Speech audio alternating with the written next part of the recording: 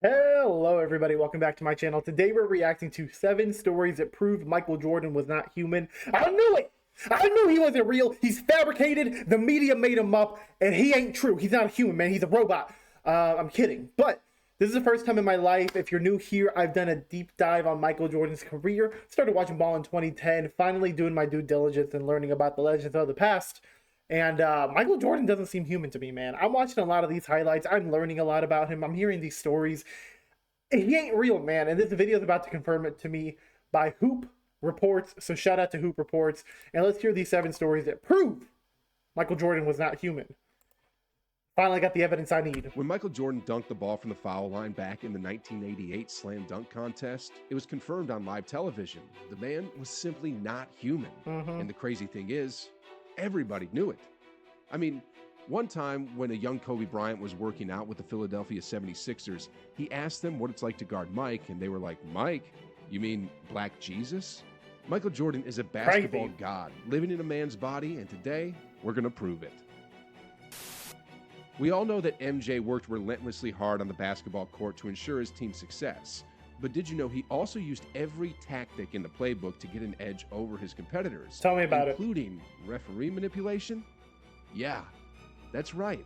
Sports writer Andy Andrews called this the Jordan effect. And according to him, Jordan worked his way with the refs by interacting with them on a personal level. Okay. Here's what he said specifically. Jordan made sure he knew each official by name. So before the game started and the teams were in the arena warming up, he'd talk and say, "Hey, Steve, how's your son doing? Bobby's in 8th grade this year, right? I hear he's doing well on the court. You tell Bobby for me that I got cut from my junior high school team. Heck, Steve, your kid is doing better at this stage of his career than I did. You tell him I said to keep it up." Now, that ref gets to go home to his son and say, "Hey, guess what Michael told me to tell you?" "Oh, you didn't know?" "Yes, son. Michael and I are great friends." Later during the game, who do you think gets the benefit of the doubt? Dude, I've been saying this to people for a long freaking time.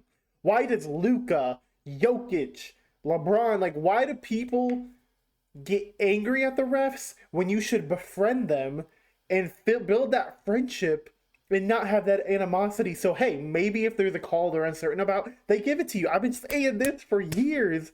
Why there's so much animosity with the refs? Love that MJ, I don't know, I don't want to call him manipulative or say that he was puppeteering the refs.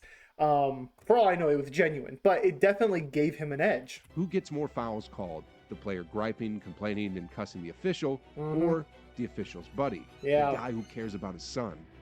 Sheesh, guys. Not only was MJ bending the laws of physics with his leaping abilities, but he also was bending the minds of NBA officials. It's genius. No regular human would ever think of doing that. I've thought of doing that. I'm regular. Anyway, guys, as you probably know by now, MJ's the type of guy who would never back down from any challenge. But despite knowing this, there were times when certain young guns still tried to poke the bear and, as the saying goes, they learned their lesson the hard way. In 2013, when MJ was about to celebrate his 50th birthday, a 19-year-old Michael Kidd Gilchrist came up to him and said, "Hey MJ, how about we play a little bit of one-on-one?" MJ happily agrees to MKG's request, and though there were no videos to show proof of what really went down, MKG admitted that he got his butt kicked by the GOAT. Brother. He did play me one-on-one one time, and it was hard for me. Dude, that shooting form, if y'all don't know what his shooting form looks like, Michael Kidd Gilchrist jump shot. It is the ugliest jump shot I've ever seen in my life. How did this man get Michael Jordan to play him one-on-one? I know that Jordan was the owner of the Bobcats, but look at this jumper. I can't. Of course he got whooped. I lost. I lost to a 50-year-old guy. That's my boss, though. He's the best player to play the game. Ladies and gentlemen, that's a 50-year-old beating a younger, more athletic Hooper who was the 2nd overall pick back in the 2012 draft. Tell me. What a bust of a pick. That ain't human. That ain't human, though. You're right. Throughout his career, you're right. Beating someone 30 years younger than you when you're 50 is insane. MJ had great rivalries with all-time great players like Dominic Wilkins, Magic Johnson, Isaiah Thomas, and Larry Bird. But among these great names, there was one guy whom MJ shared a special 2-day with. That person goes by the name of LeBradford Smith. LeBradford. Now, I know the guy's name doesn't ring a bell for most of you guys, and I can't blame you for that. I mean, Smith was the 19th overall pick in the 1991 NBA draft, who only played 4 seasons in the league and averaged just 6.7 points per ball game. Though this guy doesn't look like a big deal, he became a totally different player on the night of March 19th, 1993. Against MJ and the Bulls, Smith went off and dropped a career-high 37 points while shooting 75% from the field and a perfect 7 for 7 from the foul line. Dude, LeBradford's the GOAT. From like a nobody to dropping 37 on MJ. Though the Bulls won that tight contest against the Bullets, 104-99, certain rumors circulated that Smith kind of gloated his performance by walking up to MJ and saying, "Good game, Mike." Apparently, MJ was triggered by those 3 words and said to himself, "That's all I needed for him to do that." And it became personal with me. What a meme. Coincidentally, they had their rematch the very next day, and let's just say that MJ sent a strong message to Smith. I mean, check these out. MJ was grilling him into barbecue chicken. First quarter. 3. Jordan for 3. Oh, yeah. Uh-oh. The back to Michael. Why'd you talk, When it was LeBradford? all said and done, Michael scored 36 points to match Smith's output the previous night. In the first half alone. Oh my gosh.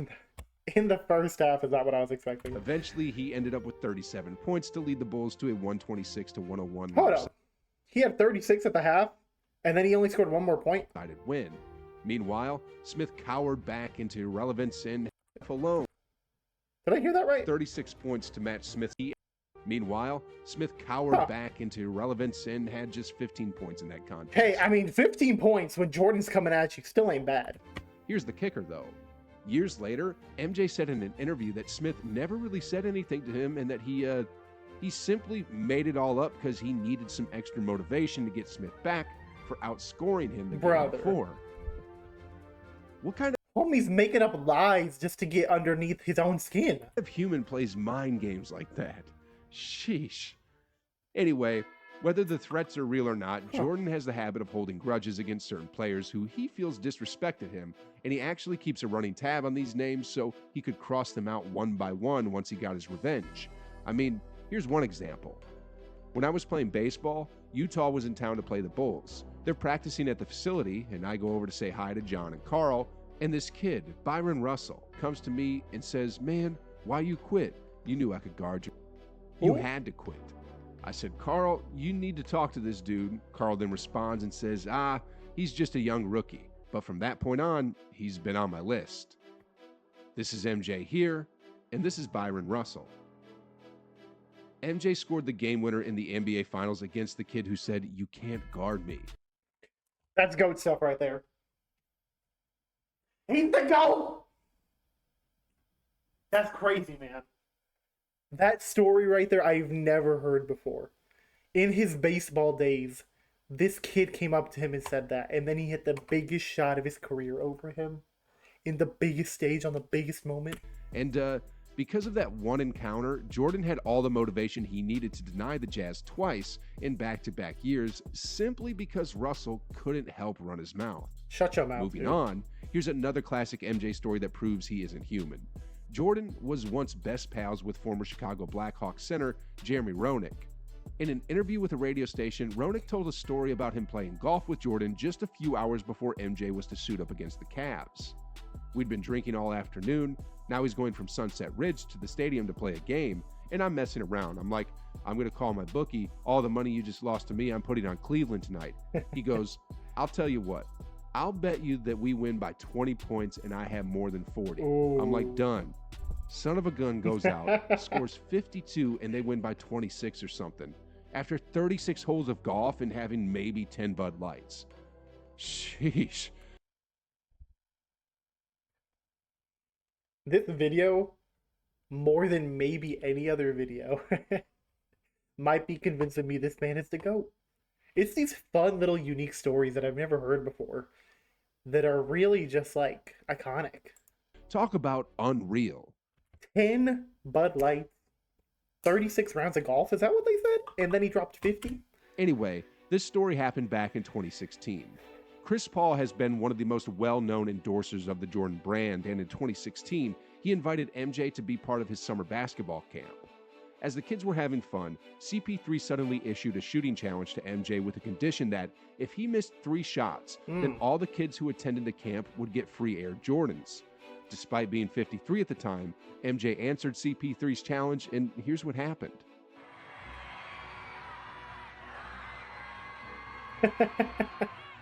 Michael was a savage and never missed a single shot. Consequently, the kids went home empty-handed simply because MJ refused to lose a simple game of Around the World. Anyways, moving on here. Y'all know that Michael Jordan, MJ, F them kids. Y'all know this meme? Oh my gosh, dude. That is the mentality he had that day. Not letting those kids go home with anything. Did you know that Jordan actually had a chance to play with the Oakland A's in Major League Baseball, but chose to turn it down instead? Oh, man. As we all know, his airness went to play baseball after winning his first three-peat and would later sign a minor leagues contract with the Chicago White Sox. But before this happened, a longtime baseball executive, Sandy Alderson, actually tried to recruit MJ to the Oakland A's.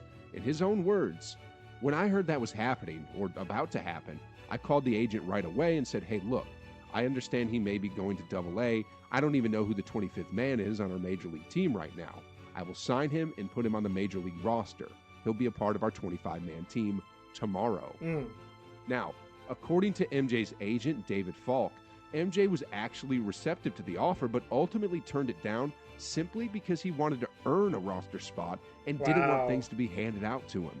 Sheesh, guys. I love that, dude. I'm pretty sure 99.9% of people out there in this world would have jumped to nab a spot on a Major Leagues team. But like I said earlier, MJ is no human. Dude, I love that. Earn your way to the top, man. Not be gifted it. What a great video, man. This actually might be my new favorite. I said that about another one, but this one actually might be my new favorite as far as, like, understanding MJ. That mentality, that will to never lose. My gosh, dude. He's the GOAT. He's the GOAT. I'm a LeBron fan. I'm becoming a Larry fan. And these MJ videos just continue to show me, like, he's the GOAT, dude. So let me know what y'all think about this video down below. Let me know if there's other cool facts that you can think of or stories that I should check out. Appreciate y'all. Have a great day, night, whatever time of day it is for you. And I'll catch you guys on the next one. Doses!